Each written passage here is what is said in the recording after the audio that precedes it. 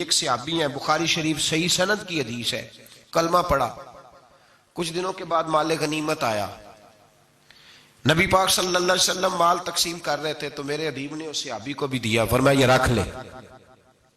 اس کو پیسے دیے حضور نے، اس نے پیسے ہاتھ میں پکڑے اور محبوب پاک صلی اللہ علیہ وسلم کا چہرہ دیکھ رہا ہے، پتہ کیا لفظ اس کی زبان پہ آئے؟ کہنے لگے یا رسول اللہ میں نے اس لیے کلمہ تو نہیں پڑھا تھا، میں پیسے لوں گا۔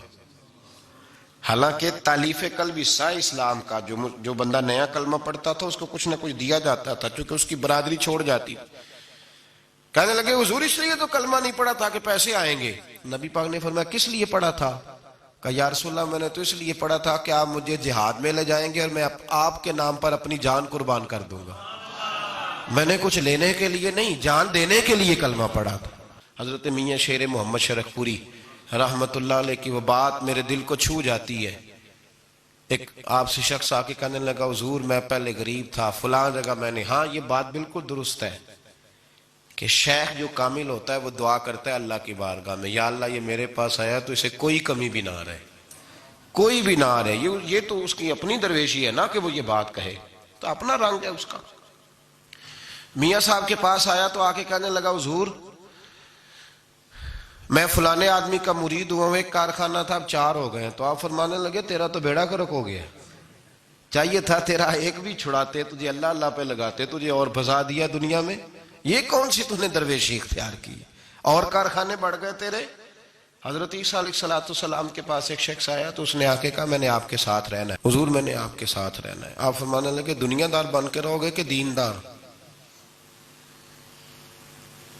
کہنے لگا جی میں دیندار بن کے رہوں گا۔ فرمانے لگے دنیا کی طلب نہ کرنا ورنہ میری صحبت میں نہیں رہ سکو۔ حضرت عیسیٰ علیہ السلام نے شادی نہیں کی، مکان ہی نہیں بنایا، ایک تکیہ، ایک پیالہ، ایک کمبل، جہاں رات ہوتی وہیں سو جاتے۔ ایک دن ایک شخص کو دیکھا کہ وہ ڈھلان بنی ہوئی تھی، پتھر کی پہاڑ تھوڑی سی ڈھلان بنی ہوئی تھی تو نیچے لیٹا ہوا ہے۔ آپ نے کمبل بھی صدقہ کر دیا، کہنے لگے آج کے بعد جہاں ڈھلان بنے گی وہاں سو جائیں گے، کمبل کی ضرورت ہی کوئی نہیں۔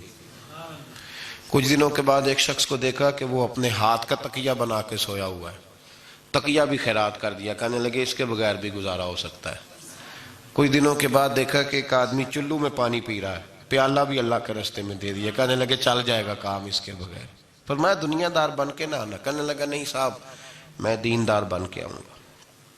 جناب عیسیٰ علیہ السلام نے رکھ لیا۔ آپ پہلے دن ہی کہنے لگے چل آجا روٹی کھا لے، 3 روٹیاں منگائیں، اس کو ساتھ بٹھایا، فرمانے لگے میں تو ایک کھاؤں گا، تو کتنی کھائے گا؟ کہنے لگا جی میں بھی ایک ہی کھاؤں گا۔ ایک روٹی اس نے کھا لی، ایک آپ نے کھا لی، تیسری روٹی چھوڑ کے جناب عیسیٰ علیہ السلام دریا کنارے وضو کرنے چلے گئے۔ واپس آئے تو روٹی کوئی نہیں تھی۔ اللہ کے نبی تھے، جان گئے، رب کریم کا بندہ بھی جان جاتا ہے۔ اقبال کہتے ہیں اولیاء کیا ہیں جواسیس القلوب، کہتے ہیں رب کے ولی کو ٹٹولا نہ کر، وہ تو دلوں کے حال بھی جانتا ہے۔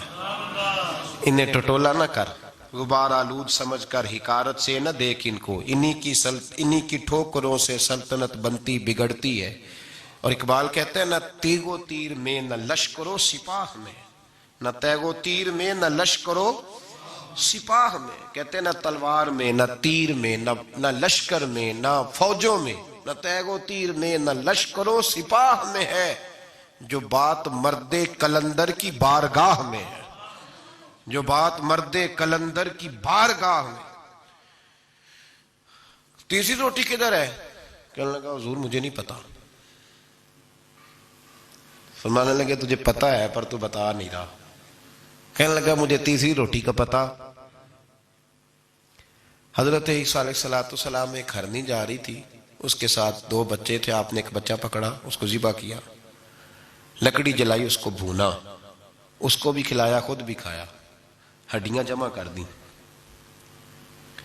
جب وہ ہڈیاں، اس پہلو کو ذرا سمجھیے گا، جب کھا بیٹھے ہڈیاں جمع، وہ ہرنی بھی کھڑی ہے، دوسرا بچہ بھی کھڑا ہے، ایک بچہ کا ذبح کر کے کھا لیا، دوسرا کھڑا ہے۔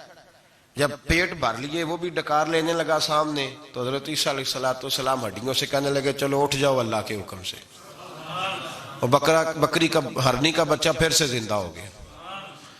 وہ چلا گیا، ماں اس کو ساتھ لے کے روانہ، آپ فرمانے لگے دیکھ اللہ نے مجھے معجزہ دیا ہے، ہم نے کھا بھی لیا ہے اور بچہ چلا بھی گیا ہے، ہمارے پیٹ میں ہے بھی، اور اب تو بتا دے روٹی کس نے کھائی ہے۔ کہنے لگا جی مجھے نہیں پتا، نہیں پتا مجھے۔ حضرت عیسیٰ علیہ السلام اس کو ساتھ لے کے بڑھے تو دریا کے اوپر، پانی کے اوپر پیدل چلنے لگے، دریا پار کر گئے۔ فرمانے لگے تو پانی پہ چلتا رہا ہے، سارا پانی کراس کر گیا ہے تو ڈوبا نہیں، اب بتا دے روٹی کس کے پاس ہے۔ کہنے لگا نہیں پتا مجھے، پتا۔